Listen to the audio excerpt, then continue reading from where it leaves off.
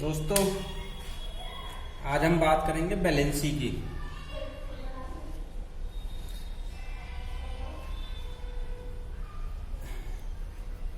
Valency में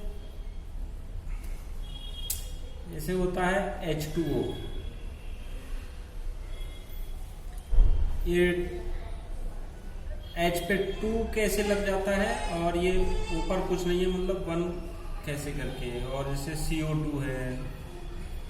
ठीक है, तो इसके लिए एक एग्जांपल से समझते हैं। जैसे मान लिया हमने X की वैलेंसी है 2 और Y की वैलेंसी है 3। अगर कोई कंपाउंड है तो हम वहां से भी कैसे करके पता कर लेंगे कि जैसे ये है तो H2O है, तो इसमें H की वैलेंसी हम कैसे करके पता कर लेंगे और O की वैलेंसी कैसे पता कर लेंगे। जैसे कार्बन डाइऑक्साइड है तो इसमें कार्बन की कितनी वैलेंसी है और ऑक्सीजन की वैलेंसी कितनी है, तो उसके लिए हम समझ लेते हैं। अगर ये कोई X है जिसकी वैलेंसी 2 है और ये Y है जिसकी वैलेंसी 3 है, तो अगर ये जुड़ेगा तो क्या होगा कि Y की वैलेंसी X पे आ जाएगी 3 और X की वैलेंसी Y पे चली जाएगी। तो ये कंपाउंड बन गया हमारा X3Y2। ठीक है, इसका मतलब ये X की वैलेंसी Y पर चली गई और Y की वैलेंसी X पे चली गई। इसी तरह यहाँ पर क्या है, H की वैलेंसी 1 है और O की वैलेंसी 2 है। तो ये H पर 2 आ गया है 2 और O पर 1 चला गया है, तो 1 लिखते नहीं है तो सिंपल ये वाटर का फार्मूला ऐसे H2O हो जाता है। ऐसी करके C की वैलेंसी होती है 4 और O की वैलेंसी होती है 2।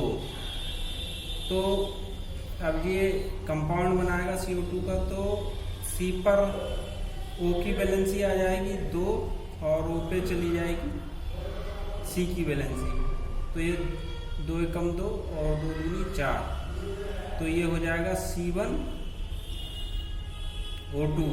तो 1 नहीं लिखते हैं तो सीधे लिखेंगे CO2। ठीक है, इसी तरह हम कुछ और देखेंगे एग्जाम्पल। जैसे FeCl3, एक हमारा है FeCl3।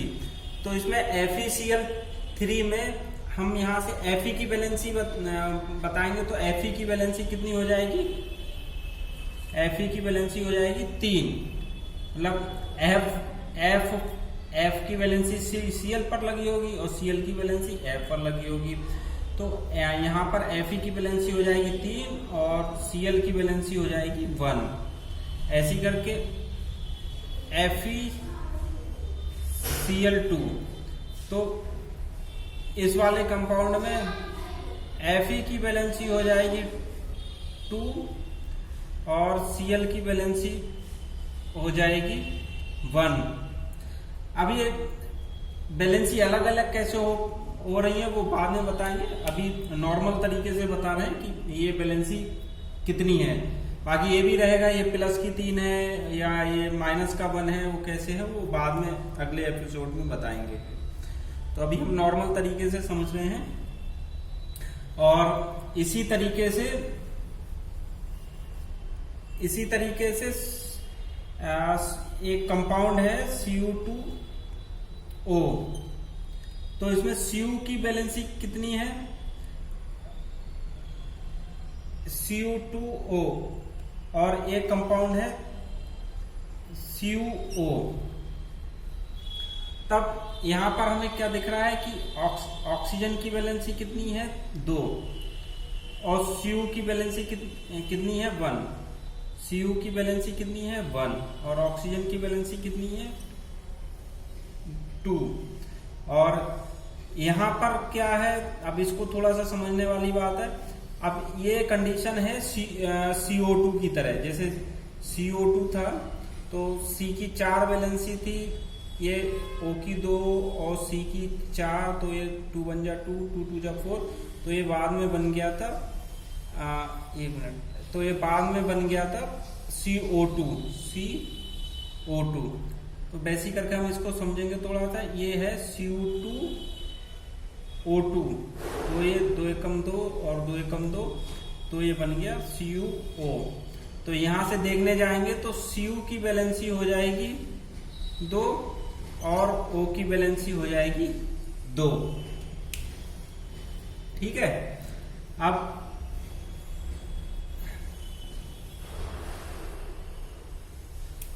ऐसे करके हम देखेंगे SnCl2।